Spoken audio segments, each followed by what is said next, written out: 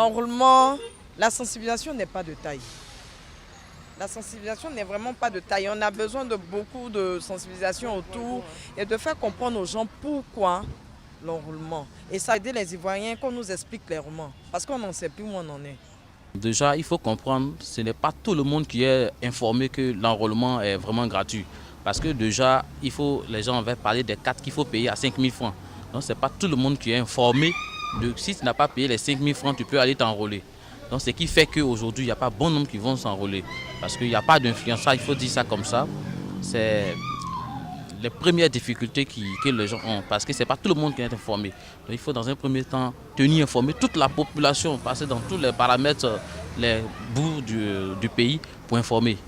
Parce que vous voyez que peut-être au village et autres, dès que les gens apprennent qu'il faut payer d'abord 5 000 francs, ils ne savent pas que l'enrôlement est gratuit. Non, ils ne sont pas informés. Donc je pense que c'est ce qui fait que ça ralentit un peu les choses. Mais je pense qu'au fur et à mesure, s'ils essaient d'informer tout le monde, les gens pourront aller s'enrôler et puis voter son candidat les jours à venir. L'enrôlement que nous faisons actuellement, moi je pense que pour qu'elle soit crédible, pour un enrôlement, il faut avertir la population d'abord.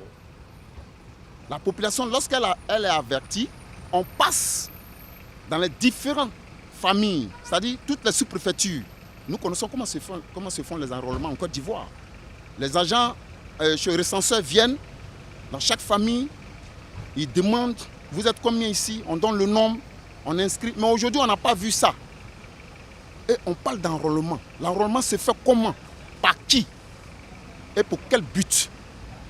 Et aujourd'hui, nous n'avons pas vu ça. Nous pensons que cet enrôlement, ce processus-là, ne sied pas pour la bonne marche de l'élection en Côte d'Ivoire, pour qu'il puisse amener la paix.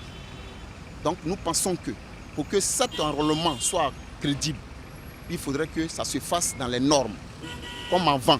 Comme on le voit, les agents recenseurs viennent vers les gens, pour ne pas me répéter, pour qu'ils recensent les gens en bonne et due forme.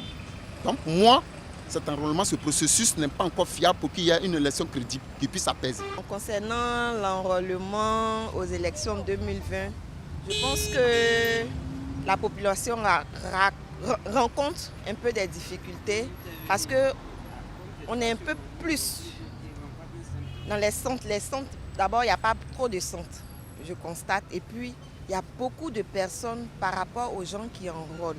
Donc, tu peux te lever comme ça peut-être à 6 heures, aller perdre toute la journée jusqu'à 18 heures. Vraiment, il faut qu'on revoie ça un peu. Pour que aussi la population, parce que tu peux te lever et peut-être demander une petite permission au travail. Ah, je vais faire mon enrôlement pour 1 heure de temps. Mais tu peux passer au moins 4 heures à 5 heures.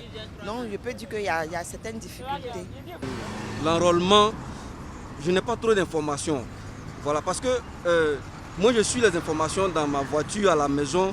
Mais l'enrôlement, j'ai l'impression qu'on ne s'intéresse pas. Les autorités ne font pas assez de communication dessus. Vous voyez, non? On voit des jeunes qui passent, qui sont en t-shirt, on ne sait pas ce qu'ils font. Moi, particulièrement, je les vois, je ne sais même pas quel rôle ils jouent. Voilà, il faut plus d'informations. Il faut, comme ils ont prolongé la date, ils ont donné 2 semaines encore. Pendant ces 2 semaines, il faut que les médias informent au maximum pour savoir qu'est-ce qu'ils font, où aller, et puis les détails. Qu'est-ce qu'il faut comme document pour aller s'enrôler. Tout ça, on ne sait pas. Voilà. L'enrôlement, opération 2020, je pense que la CEI a failli à sa mission. D'abord, la CEI n'a pas assez sensibilisé sur l'opération d'enrôlement. La CEI a attendu pendant l'enrôlement avant de faire des tournées de sensibilisation, ce qui n'a pas favorisé l'engouement vis-à-vis de la population, surtout les nouveaux majeurs. Deuxièmement, nous constatons qu'il y a une procédure assez complexe pour l'obtention de certains documents, tels que le certificat de nationalité. Aujourd'hui, quand vous partez dans les tribunaux, il y a un monde, et puis ça prend le temps. Moi-même, je suis un cas vivant pour ma femme. Depuis le 29 mai que nous avons déposé le certificat, jusqu'à présent, elle n'a pas encore eu de certificat pour aller s'enrôler. Donc je pense que quelque part, la CEI n'a pas bien gérer cette opération. Nous voulons aller cette année aux élections. J'ai cru entendre que la CEI même vient de prolonger la date limite pour l'enrôlement. Je salue cela, mais il faut dire qu'il y a quelque chose que la CI doit faire. Les Ivoiriens sont mobilisés pour se faire enrôler. Mais le problème aujourd'hui se passe au niveau de l'établissement des différents documents. C'est très lent. Pour que tu puisses avoir ton certificat de nationalité, je vous assure, c'est très lent. Et c'est ce qui retarde les choses. Sinon, je crois et je vois des Ivoiriens se mobiliser pour s'enrôler.